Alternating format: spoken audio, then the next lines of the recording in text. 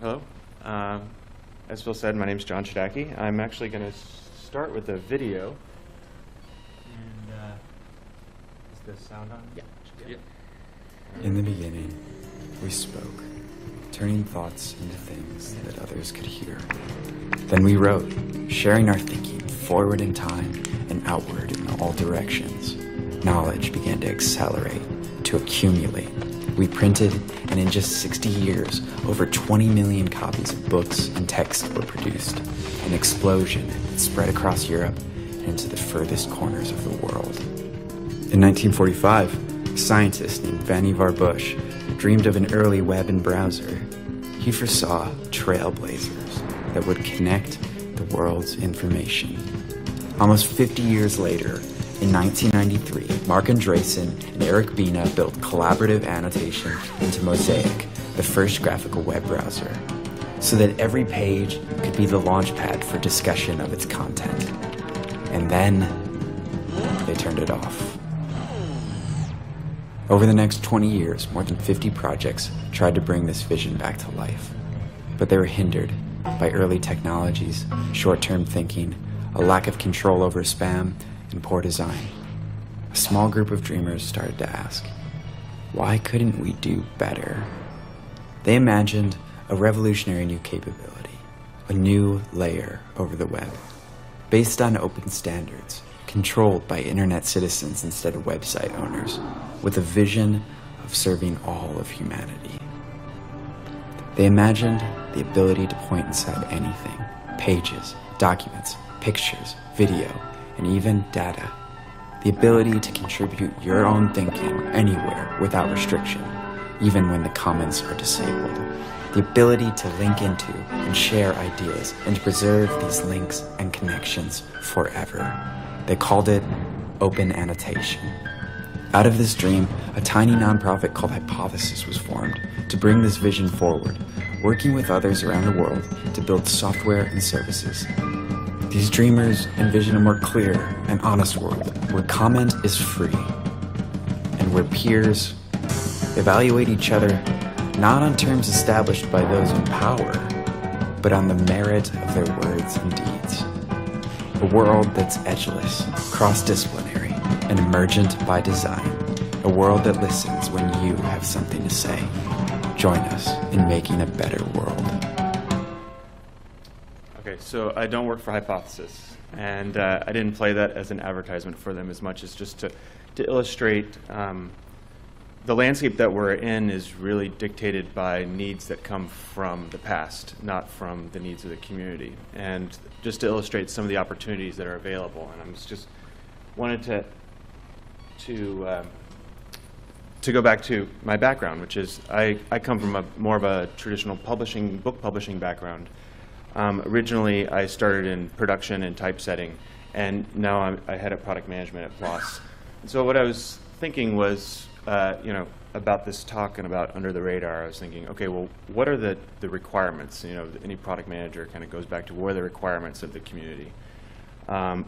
We as publishers don't live in a vacuum. The community is authors, editors, reviewers. It's our own companies.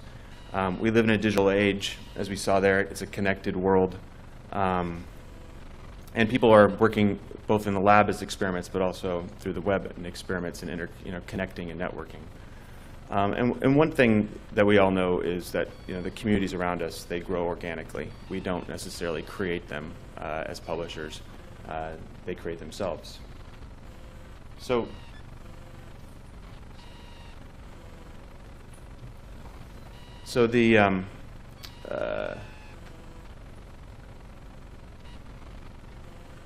sorry, I'm getting confused. So the technology to facilitate and access research data has never been better, but we were only really beginning to employ any kind of the power of those tools. The internet, like we were saying, we're now in a new generation of the internet where there's much more of a read-write culture, much more of a Web 2.0 culture where users generate content. But these tools are yet really to be fully leveraged within our communities. So I started this by just doing a general map of the requirements for scholarly communication. Said, okay, we have the collection of the research, the archiving and discovery of that research, the assessment and evaluation of it. We present it, and we ensure its reusability. And really, the role that I see is, we're here to make these processes easier and more connected. And that's not just a requirement for us, but it's also a requirement for our community. So I was thinking I'd go through each of these main areas and just talk about some of the requirements, and then also some cool projects that are going on that we know about that you might be interested in. So the first bucket of requirements are collection. So this is pulling the data out of the research and putting it into the published space. So gathering the data, the authoring, the publishing workflows. We talk to researchers a lot about the frustration in this area, and for them, what they're doing in the lab, they basically have to put away, put aside, and then they start from scratch with a new Word document. And so how can we connect these dots? So what researchers are looking for are, we in the room are pretty familiar with. They want a way to upload and deposit their information. They want a way to massage and have ways for their research to be easily connected to a publishing channel. And some of these, some of the projects out there, I don't know how many people in the room are familiar with Authoria. Yeah. So Authoria is a tool that it's a web-based tool. It's an authoring system for online authoring. It's a collaborative tool, very similar to Google Docs. Its backend information is LaTeX, so as people are authoring and collaborating in real time online, they are generating LaTeX files, LaTeX compliant files. And it's taking the ideas of integration and collaboration within the web and making it available further upstream. Another similar online collaboration tool is FitnessWriter. How many people have heard of FitnessWriter? So it's actually a very new tool that's still in beta. It's an open source tool. It takes a very similar approach, collaborative online authoring space. However, its backend systems are XML, and it's a free online open source tool that's available for you to try out. And then IPython notebooks. How many are available with it? Are familiar with this? Yeah. So, IPython notebooks. The biggest challenge for any of these types of tools is it's another a tool for grabbing data directly out of computational environments and having execution and interaction with that data. And one of the major challenges that people have with any of these authoring tools or any of the collection tools is really obviously adoption. People looking to find ways to get people to adopt these new technologies. And one of the kind of new cool features with IPython notebooks is its integration directly with Google Docs. And one of the things that we'll see with a lot of the tools and systems that I'm going to talk about is that it's this integration with other systems or those that are more that are part of the research. So the next category is archive and discovery. So the next few areas that I'm going to talk about are actually more traditionally what we would consider the publishing channel, so archiving, assessment, presentation. So with archiving, we're talking about the storage and presentation, the curation, and what the researchers are really looking for, being able to access their information for the long run. Obviously, digital science project Figshare. I'm sure most people here are familiar with Figshare. A repository where users can make all the research outputs shareable and discoverable. And one of the great features of this is that the requirements of archiving are not put on the actual researcher, they're put on the archivist, right? So making them, uploading and making those available and then viewable online. GitHub is a software development web hosting service, and it's used for version control as well as collaboration. And this is something that software developers are using, but also a lot of content creators and content collaborators are using as well. And like with anything that happens, there is a need to discover information. So I wanted to highlight DataBib, which is a tool for helping people identify and locate repositories for data. And this, there's a huge amount of information out there, and one of the important things around discovery is being able to find and weed through get through all of the weeds and get to the actual information that you're looking for. Then the next category, assessment. So this is, how do we evaluate and cite information? Researchers need to determine the value of research, and this includes a wide range of usage and engagement metrics. And this includes, peer review, post-publication peer review, open peer review, metrics like alt metrics or more traditional metrics. At PLOS, we have developed systems for article-level metrics, which include both alternative metrics like engagement, tweets, shared metrics, and as well as more traditional metrics like citations and usage. A tool that we've developed on top of that, a layer on top of that, is ALM reports, which allows people to go in and dig deep directly into our ALM data and build out reports and visualizations.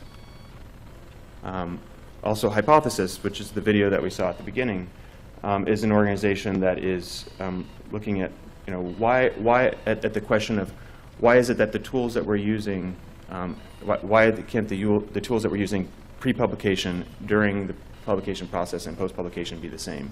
Why can't they be based off of the same system, and why can't we be utilizing the same annotation frameworks across the full chain? And open evaluation is a tool that a department within PLOS called PLOS Labs, and experimental incubation kind of innovation labs, has been working on recently. It provides an alternative traditional peer review, not necessarily trying to replace peer review, but a simple, quick way for people to give information about scientific merit, clarity, and quickly determine and share what they feel the importance of the findings of that research is. So presentation and delivery. So this is, very much the piece of the publishing process that we spend a lot of time discussing. Also, this is the paper, the web, the PDF. Researchers want to be able to view and interact with the research, but they're not. But we're not necessarily innovating in the ways that they're used to in the wider web community. So this scholarly publishers seem to, in general, we seem to be chasing each other on within best practices to display and interact with content. We're not necessarily leapfrogging or looking, if one person has a feature, they put in a widget, we put in the same widgets on each other's, on our own websites. The rest of the web community is looking at completely different ways of working and communicating and managing our content. Create.js is a JavaScript framework for being able to actually do content management directly in the web, so authors and creators to use the actual web browser as a content management system. Lens is a project that is trying to reimagine the way that content is displayed.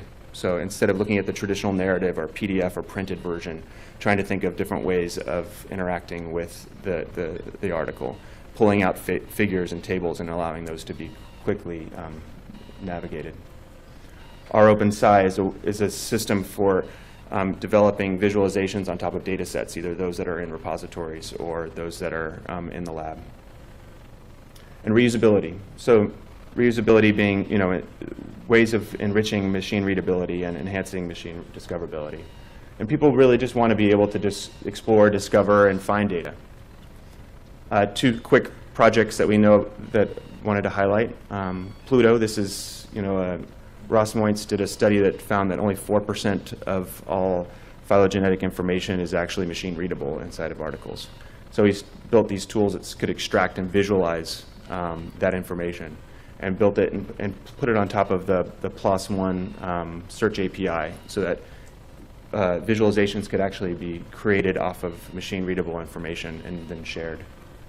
Content Mine uses machines to automatically extract facts out of information through, and then uses quick streaming technologies through Twitter to send out those raw facts based on different tweet feeds. So, you know, publishing is always changing, and publishers definitely don't live in a vacuum. For us to remain relevant, really we have to not only innovate ourselves, but also look at the innovations of others. So, thank you.